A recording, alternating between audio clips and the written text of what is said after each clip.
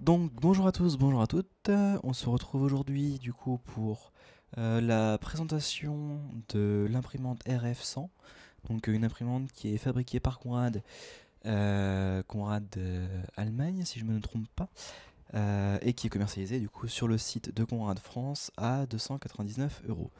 Donc cette imprimante, c'est ce qu'on appelle une imprimante plug and play, comme j'ai expliqué dans le tutoriel écrit. Donc autrement dit, cette imprimante, vous n'avez juste à la brancher sur une prise de courant et à installer le logiciel Cura que je vais vous montrer juste après pour du coup convertir votre fichier 3D en fichier exploitable par l'imprimante. Et il ne vous restera plus qu'à lancer l'impression directement depuis l'imprimante. C'est donc une imprimante qui est utilisable de façon autonome, mais aussi via le port USB, euh, utilisable de façon de la façon maître esclave, donc piloté par votre PC. Donc on va commencer assez facilement. Je vais tout simplement vous présenter vite fait ce site internet qui permet de faire un peu de modélisation en 3D. Donc ce site internet, il me semble qu'il n'était pas listé dans les logiciels permettant de faire la modélisation 3D pour la simple et bonne raison que celui-ci est ce qu'on appelle un freemium. Donc vous avez accès à tout un tas d'outils de façon gratuitement sur ce site. Le problème étant que une partie des fonctionnalités requiert d'être sur un abonnement payant. Vous arrivez quand même, ceci dit, à faire énormément de choses avec la version gratuite. Donc cette pièce-là, je vous la présente vite fait, c'est un petit boîtier pour stocker 2 cartes SD et 2 cartes compact flash. Euh, Modélisation assez simple. On va pouvoir l'exporter. Par contre, pour l'exporter, du coup, il faut être connecté. Là encore, un des avantages de ce service. Vous avez accès à un certain nombre d'informations, le nom du fichier, le format, choisissez un format STL. Vous pouvez effectivement l'exporter sous différents formats pour pouvoir réutiliser cette pièce sur d'autres logiciels de modélisation. Là, vu que c'est pour une impression en direct, on va utiliser le format STL. Format STL binaire, il est plus rapide à utiliser avec les différents slicers. Donc les slicers, pardon, ce sont les logiciels qui permettent de convertir un fichier 3D en un fichier .gcode. Unit, résolution et download, on laisse comme c'est. Donc là, le fichier, j'ai déjà téléchargé. Il se trouve actuellement ici. Donc voici en gros à quoi il ressemble. Euh, En gros, comme sur la partie modélisation. Donc, on va lancer le logiciel Cura. Donc, ce logiciel vous est fourni par Conrad directement sur la carte SD de l'imprimante, donc lorsque vous recevez votre colis. À savoir que cette version est un petit peu hors d'âge. Donc je suis actuellement en train d'essayer de vous faire des fichiers de configuration sur la dernière version de Cura, à savoir que Cura est un logiciel qui est édité par une entreprise qui s'appelle Ultimaker, qui fait aussi des imprimantes, mais contrairement à Conrad, ces imprimantes sont vendues dans les 2000, entre 1800 et 2500 €. Donc c'est un budget qui est carrément différent, bien plus cher, et qui s'adresse plutôt à des entreprises.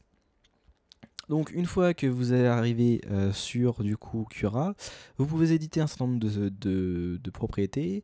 La qualité, donc un conseil, laissez le layer height à 0,2 mm. L'avantage, c'est qu'avec ça, vous arrivez à un niveau de résolution et de précision assez correct, voire même plus que correct, euh, sur une vitesse qui est relativement bonne. Concrètement, je vous propose de ne pas du tout toucher aux différents paramètres. Ce sont les paramètres par défaut qui nous sont fournis par Conrad dans la documentation. Ils fonctionnent très bien. Après, si vous voulez expérimenter différentes choses, vous pouvez concrètement, il n'y a pas de problème. À savoir par contre que si vous modifiez ces paramètres, effectivement, vous pourrez avoir soit une vitesse un petit peu plus haute, soit par exemple, pas de matériaux de support pour le dessous de la plaque ou quoi. Ça reste à vous de voir. La chose étant, ces paramètres fonctionnent très bien, donc pourquoi ne pas les utiliser? Donc, une fois que vous avez votre pièce qui est importée, là en l'occurrence vous voyez que la pièce n'est pas dans le bon sens, elle a été retournée. C'est moi qui ai fait une erreur lors de la modélisation, donc pour cela on va juste la retourner. Yep. Vous avez le petit anneau qui vous permet de retourner la pièce. Jusque là rien de compliqué, 180 degrés pour la retourner intégralement. Vous allez voir que ici en plus ça va accélérer la vitesse d'impression pour la simple et bonne raison que du coup l'imprimante n'aura pas besoin de faire de matériaux de support à ce niveau-ci. Je sais pas si vous arrivez à voir. Donc du coup ça fera moins de choses à imprimer et la vitesse sera plus rapide.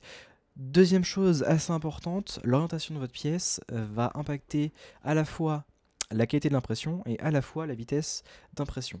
Je m'explique. Ça va affecter la vitesse d'impression, comme on l'a vu, pour une histoire de matériaux de support qui rajoute de la matière. La qualité est que forcément une imprimante, du moins une imprimante 3D standard, imprime de bas en haut ou de haut en bas en fonction de l'orientation de votre imprimante. Le problème étant que forcément, si vous imprimez des trous, enfin si la surface en contact avec le plateau d'impression est principalement composée de trous et que par-dessus ces trous il va y avoir de la matière, vous allez créer ce qu'on appelle des bridges, donc des ponts.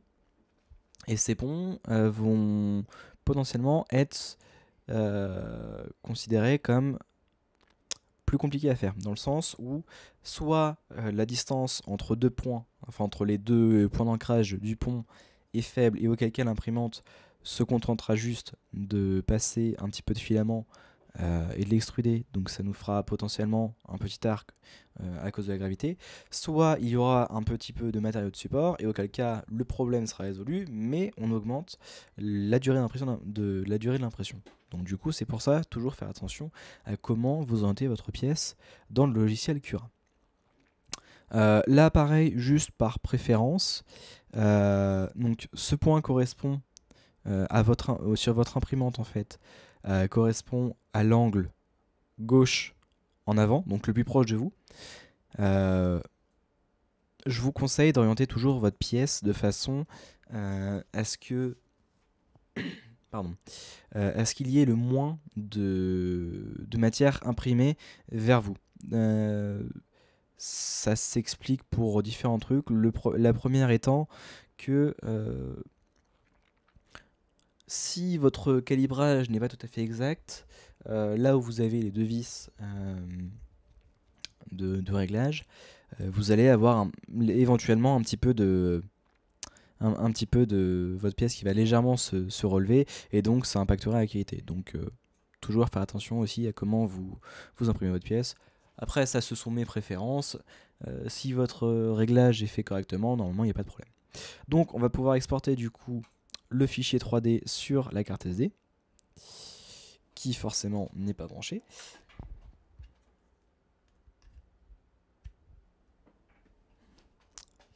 Donc la carte SD est bien branchée, on a notre fichier 3D et là on va pouvoir passer donc à l'impression. Je vous reprends d'ici quelques secondes. Donc du coup, pour sa deuxième partie, je vais vous montrer comment on opère du coup l'imprimante. Donc la carte SD a été insérée dans l'imprimante dans ce sens-ci. Donc nous avons au niveau de de l'afficheur, pardon, la notification comme quoi la carte a été insérée. Nous allons donc pouvoir effectuer un certain nombre d'actions grâce au menu. Donc le menu prépare, il contient donc, c'est difficile de faire les choses quand on regarde à travers l'écran de la caméra. Donc Auto Home correspond au déclencheur pour remettre tous les axes à leur position initiale. Bed Level, ce sera là-dedans que vous aurez accès aux 3 points de calibrage.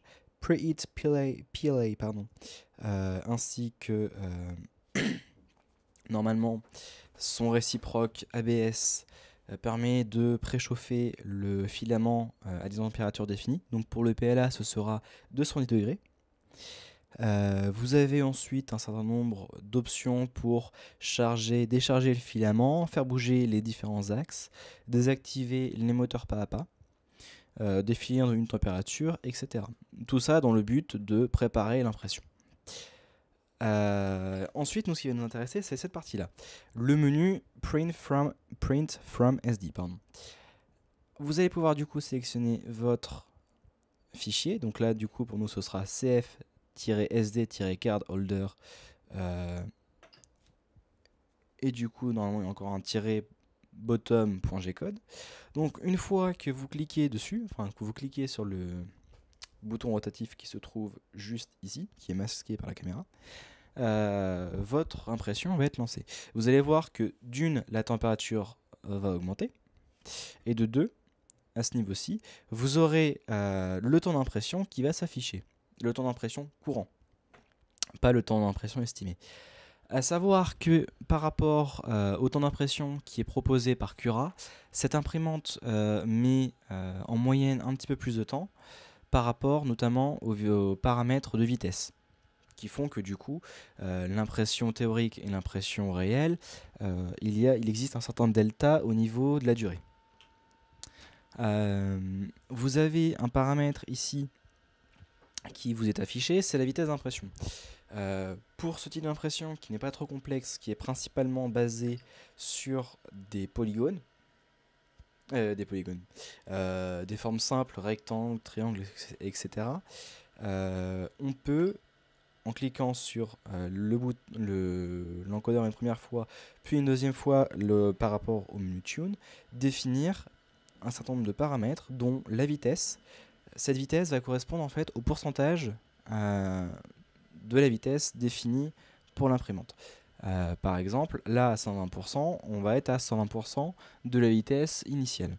Si je descendais la vitesse à 100%, on serait donc à 100%. Vu que c'est une impression qui est relativement simple, je me permets de laisser à 120%. Après, si vous voulez imprimer,